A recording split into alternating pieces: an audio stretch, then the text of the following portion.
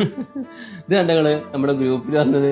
അത് ഞാൻ ഞങ്ങളെ വേറൊരു ഗ്രൂപ്പിലും കണ്ടു. അതല്ല, ഈ നടുവിലെക്കണത് ആരാന്ന് മനസ്സിലായ നിങ്ങക്ക്? ആരാ? ഇത് നമ്മളെ ജാഫറിന്റെ മോനാണ്. ജാഫറിന്റെ മോനോ? കാണിച്ച. സ്കൂളൊക്കെ പൂട്ടിയതല്ലേ, കുട്ടികളെല്ലാരും കൂടി ചെറിയൊരു കട തുടങ്ങിയതാണ്. അതാരോ ട്രോളാൻ വേണ്ടിട്ട് ലുലുമാളിനൊക്കെ എഴുതിയിട്ട് എഡിറ്റ് ചെയ്ത് വിട്ടതാ. ഇതൊന്നും കണ്ടാ സഹിക്കൂല. ഇത് ഞാൻ ഇവിടെ എത്താൻ ബാക്കിയുള്ളത്. ഏതായാലും ഞാൻ ഇത് ജാഫറിനൊന്ന് അയച്ചെടുക്കട്ടെ. ജാഫറെ, മോൻ നാട്ടിൽ വലിയ മാളൊക്കെ തുടങ്ങിയില്ല.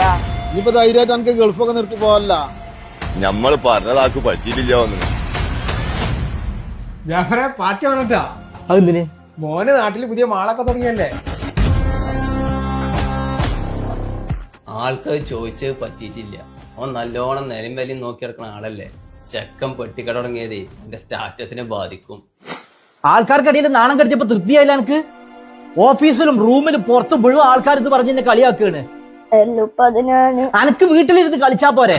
എന്തിന്റെ കുറവാ അവിടെ ഉള്ളത്? മൊബൈല്, ടാബ്, TV, സൈക്കിള് ഇതൊക്കെ ഉണ്ടായിട്ട് റോഡ് സൈഡിൽ പെട്ടിക്കടട്ട് ഇരിക്കുക. അത് നമ്മ ഫ്രണ്ട്സ് എല്ലാരും കൂടിയിട്ട്. മിണ്ടരുത്. അത് ഈ അലമ്പ് കൂട്ടുകെട്ടാണ് എന്നെ കേട് വരുത്തുന്നത്. ഇനി ഈ സ്കൂൾ തുറക്കോളം പുറത്തിറങ്ങിയെന്നെങ്ങാനും ഞാൻ അറിഞ്ഞ ബാക്കി ഞാൻ നാട്ടിൽ വന്നിട്ട് കാണിച്ചു തരാം. ഫോൺ മാക്ക് കൊടുത്താ. ജാഫർ എന്താണത്? ഫോൺ കട്ടായിക്ക. സ്കൂള് പൂട്ടിയ കുട്ടികൾക്ക് ഇതൊക്കെ തന്നെയല്ലടാ രസം. ഇതിങ്ങനെ സീരിയസ് ആക്കിയാലോ? സ്വന്തം മക്കൾ മറ്റുള്ളവരുടെ മുമ്പിൽ പരിഹാസനാകുമ്പോ നിങ്ങൾക്കൊക്കെ നല്ല രസേക്കാനോ. തെറ്റും ശരിയും തിരിച്ചറിയാത്ത ചെറിയ കുട്ടികളല്ലോ. ഞാൻ വീട് തെറ്റ് ചെയ്യുമ്പോ അത് തിരുത്തി കൊടുക്കൽ തന്നെയാണ് രക്ഷിതാവിന്റെ കടമ. നിങ്ങളൊക്കെ അത് സോഷ്യൽ മീഡിയയിൽ ആഘോഷിക്കുകയാണല്ലോ. സിറ്റി ന്യൂസിലേക്ക് സ്വാഗതം. കഴിഞ്ഞ ദിവസം സോഷ്യൽ മീഡിയയിൽ അങ്ങേയറ്റം ട്രോൾ ചെയ്യപ്പെട്ട് പരിഹാസ്യനാക്കപ്പെട്ട അൻസിഫ് മോന്റെ വീട്ടിലാണ് ഞാനിപ്പോഴുള്ളത്. നമുക്ക് അവനോട് തന്നെ ചോദിച്ചു നോക്കാം. എന്താണ് മോനെ സംഭവിച്ചത്?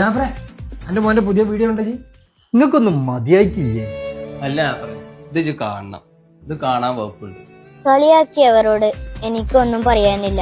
പക്ഷെ കാര്യം അറിയാണ്ട് അന്റിപ്പനെ കൊറേ വഴക്ക് പറഞ്ഞു. അത് എനിക്ക് ഒരുപാട് സങ്കടം. ഈ വീഡിയോയിലൂടെ നമുക്ക് ആ കാര്യം പറയണം. കഴിഞ്ഞ പ്രാവശ്യം ഉപ്പ ലീവിന് വന്നപ്പോ നമ്മളെല്ലാവരും ഒരു വൃദ്ധസദനം കാണാൻ പോയി.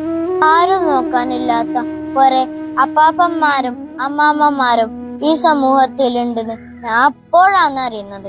എല്ലാരും ഉണ്ടായിട്ടും ആരും തിരിഞ്ഞു നോക്കാത്ത കുറെ ആൾക്കാരുണ്ട് നമ്മളെ നാട്ടില്. ഞാനും എന്റെ ഫ്രണ്ട്സും കച്ചവടം ചെയ്ത് കിട്ടുന്ന ലാഭം ആ അമ്മമാർക്ക് കൊടുത്താല് ഒരു നേരത്തെ മരുന്നെങ്കിലും വാങ്ങാലോ. അതാണ് നമ്മൾ ചിന്തിച്ചത്. ഹലോ ഉപ്പ. മോനെ, സോറിയടാ. ഉപ്പാക്ക് സങ്കടായ? വാപ്പിക്ക് അഭിമാനാടാ നിന്നെ പോലെ ഒരു മോനെ കിട്ടിയതില്.